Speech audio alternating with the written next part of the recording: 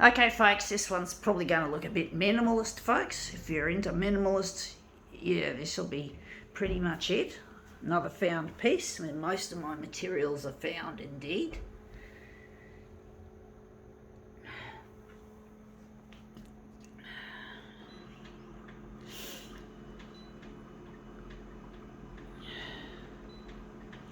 Actually, got to darken it. Got to do a negative positive.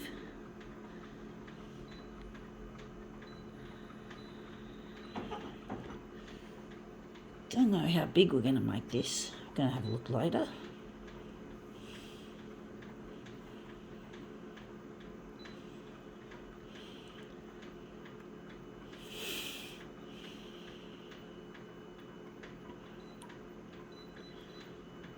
Actually, we're going to get rid of that.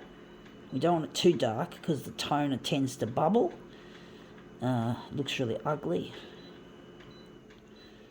Makes a mess, just a bit of a mess.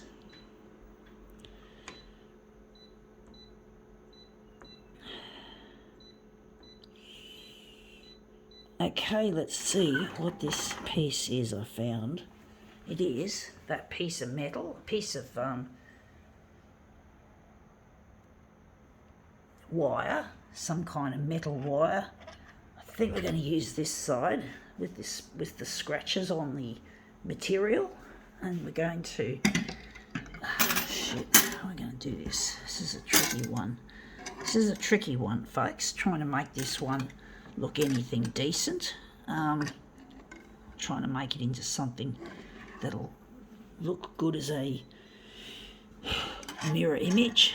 I'm just going to work out just how big we're going to reduce it, because it's going to have to be reduced. I think this is how we might play it, so as to speak. I'm going to now see, so just going to make it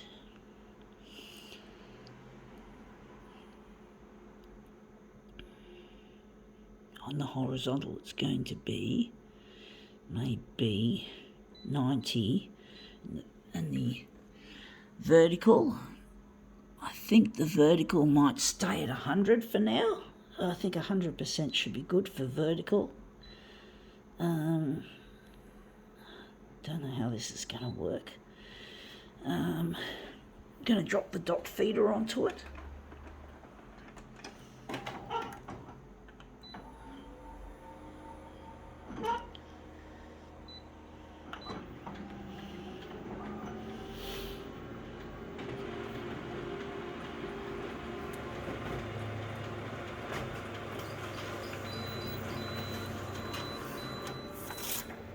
Yeah, that's come up looking really quite interesting. You can see the toner has bubbled. I don't think I'll use that setting, using the brightness setting, because it seems to be associated with this problem.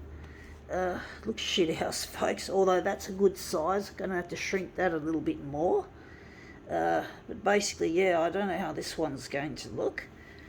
So we're going to have to shrink that down further on the horizontal. So I do think maybe make it 80 by 100, and we're going to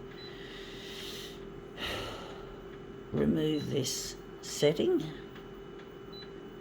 We're just going to use this one. Yeah, it's going to be a very minimalist piece by the looks of things.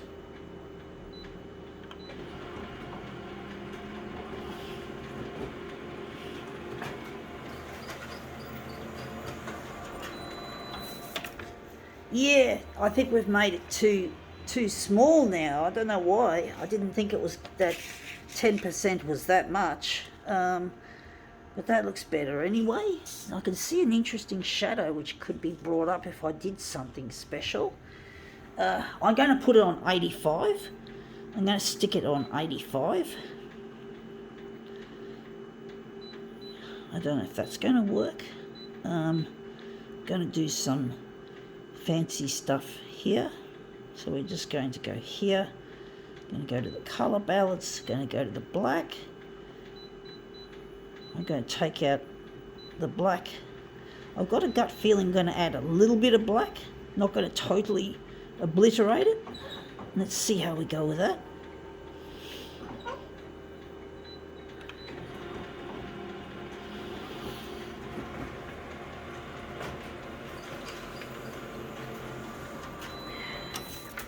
And yeah, the colour looks there, you can see that shadow, you can see a little bit of it there, but taking out most of the black you can see a whole lot more of it.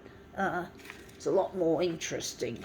Do question as to whether I might totally obliterate it, and again we're still too far short. We're going to have to enlarge that a little bit more, and hopefully we can get it to the edge like that.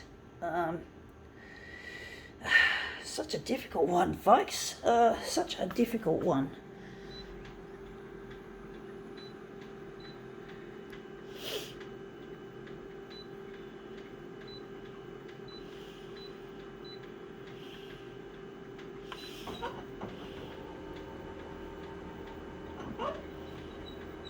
I got a feeling we're going to just pull that up. I don't like that black. I do think it might be nice if we totally remove. No, we don't want the sharpness. We want the black. So we're just going to take it totally out, or strip it, in other words. I do think that's how we're going to work it.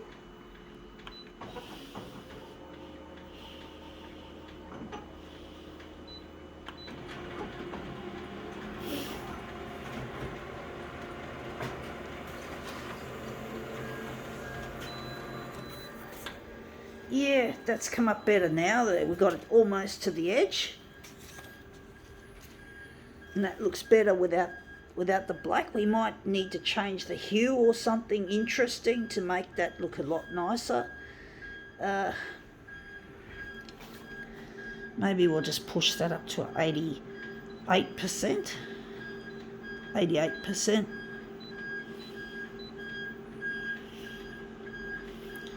88%, and we're going to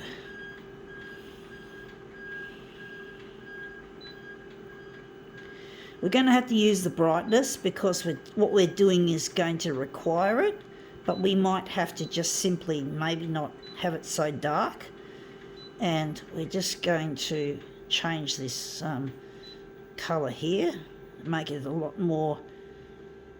Actually, we might use the blue. I think the blue works well historically with this kind of piece.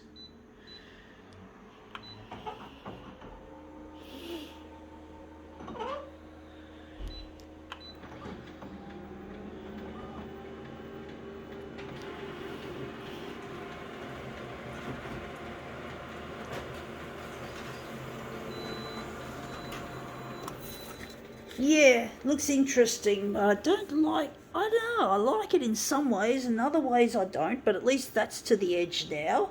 I don't know how we're going to make this piece play. I do wonder, maybe I could lighten it further.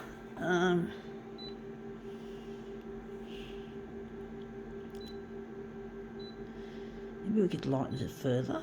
Maybe the blue going all the way. Maybe we can also maybe play with the hue as well. Don't know how that's going to look. But this is the experimental nature of photocopier art, folks. Keep the tradition alive, folks. Keep the art form going, because not many people are committed to photocopier art these days. Photocopier art has lost favour with computers and things like Photoshop and InDesign and all that sort of stuff, but that's been happening ever since the 90s anyway. But basically photocopier art, I'm trying to revive it. It's my life, it's my future. I'm trying to get on the 6 o'clock news with it, and I'm trying to get myself out there I'm trying to get recognised as an artist, and this is my tool of choice, folks, is the photocopier. I guess it keeps me ahead of the pack, because most people are competing with computers, and now artificial intelligence has come into the game and is also creating more opportunities for artists to turn away from the humble old photocopier. I think they like the colour in that. I think we need to change the hue again. But basically, I'm trying to get recognised as an artist, as I've been a photocopier artist on and off since I was a 13-year-old back in 1986. So I've had a long history of doing this in some way, shape and form. Technology has changed over the years. Models have come and models have gone, but I'm still the same person performing this rather archaic form of electronic art. And I'm not going to give it up. I'm not going to change just because the world is changing, just because technology's become more complicated, and I've just thought of something to add a little bit of extra. We're going to add a background colour, and the colour of choice will be the happy colour, yellow. But basically I'm not going to change just because everyone else is using computers or AI. AI is the future of photocopiers, I do believe. I want to redesign the photocopier, and one of the key elements that's going to be installed in it will be AI. So the photocopier won't miss out. In future, it's just going to take a while before we get there. But the first part of my process in being a photocopier is basically starting with the creative stuff, the art, what I've been doing for decades, on and off. And I can't see much of that yellow, if any. I'm disappointed. I'm disappointed, folks. I do wonder what we're going to do next. Maybe, trying to think what I'm doing, folks. I'm going to just leave it, see if I can make this look good as it is. But basically I'm trying to get on the 6 o'clock news and get recognised as a photocopier artist, and trying to get in touch with my partner Luigi, who I really miss. I did some stupid things when I was young, and I'm now regretting it, and I have to fucking make my way, and I have to keep working on what I'm good at and what I'm talented at, despite being disabled. I do want to keep focusing on what I can do and try and do that. I'll never be a technician. I'll never be an art. I can only just be an artist for now, but there's nothing about art where you just say it's just art. You know, that's the way the world is. The world believes in everything has to be commercialised, including art. But I'm going to be myself, and I'm going to make my way. I'm not going to call myself just an artist like I did when I was young. I called myself just an artist because I wanted to be a technician. And I figured that being a technician, you earn more money than being an artist. And I was so horribly wrong, because I didn't know that my disability, for one, precluded me from learning the skills that I needed, and I fucked this one up. I know what I did wrong. So basically, I basically had my disability obviously precluded me from being able to be a technician, and I didn't know that. And basically I should have focused on what I could do, and that is to be an artist and to focus on that. And photocopier art was popular back in the early 90s, and I wasn't there to bring it into the forefront, and I lost decades of my life, and I'm now post-menopausal, and fortunately, even though I never got to experience it, I'm still a virgin, and I want to keep the virginity alive until I find Luigi. So I missed out on having sex with Luigi, which would have been brilliant, because it would have been when I was young. And I, unfortunately, I went through an early puberty, and I went through it for nothing, because I never got to find Luigi. And I found him, but I never got to marry him. So, and anyway, enough of that. That's come up looking quite minimalist, but I think we can now call it quits. But that's basically, hey, we're going to keep the dream alive. I'm not going to go anywhere, and I love you, Luigi, and I hope to see you soon in television land.